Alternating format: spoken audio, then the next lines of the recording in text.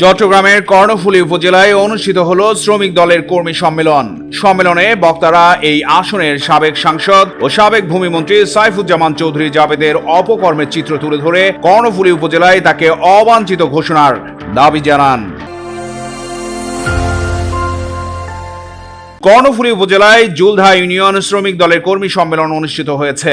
মঙ্গলবার রাতে দলীয় কার্যালয়ে এই সম্মেলন অনুষ্ঠিত হয়। কর্ণফুলী উপজেলা শ্রমিক দলের সাংগঠনিক সম্পাদক মোহাম্মদ ইলিয়াস কন্ট্রাক্টরের সভাপতিত্বে অনুষ্ঠিত কর্মী সম্মেলনে প্রধান অতিথি ছিলেন কর্ণফুলী উপজেলা বিএনপির যুগ্ম আহ্বায়ক আব্দুল কাদের সুজন।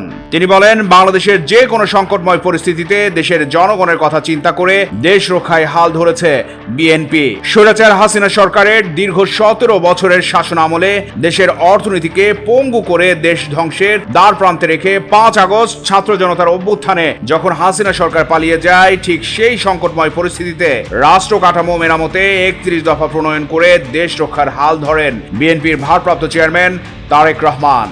শ্রমিক দলের নেতাকর্মীদের উদ্দেশ্যে তিনি বলেন, আজকের সম্মেলনের মাধ্যমে শ্রমিক দলের যারা নেতৃত্বে আসবেন আর যারা বাদ পড়বেন, আপনারা সবাই একটা কথা মনে রাখবেন, নির্বাচনের সময় ভোট চাওয়ার জন্য আপনাদের জনগণের কাছে যেতে হবে। সুতরাং আপনারা জনগণের সাথে কথা বলুন, তাদের সমস্যাগুলো শুনুন, তাদের সাথে সুসম্পর্ক বজায় রাখুন। আজকে বলতে দ্বিধা নেই, বাংলাদেশের প্রতিটি সংকটময় মুহূর্তে এই বাংলাদেশ জাতীয় দলের প্রয়োজন অবশ্যই কামবে।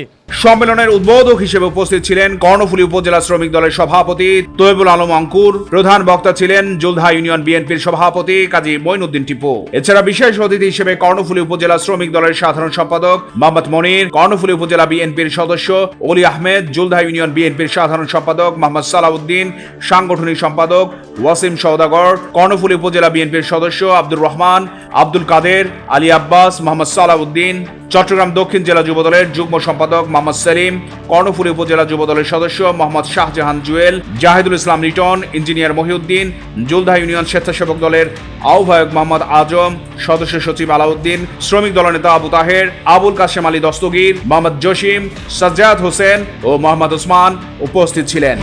চট্টগ্রাম প্রতিদিন নিউজ ডেস্ক।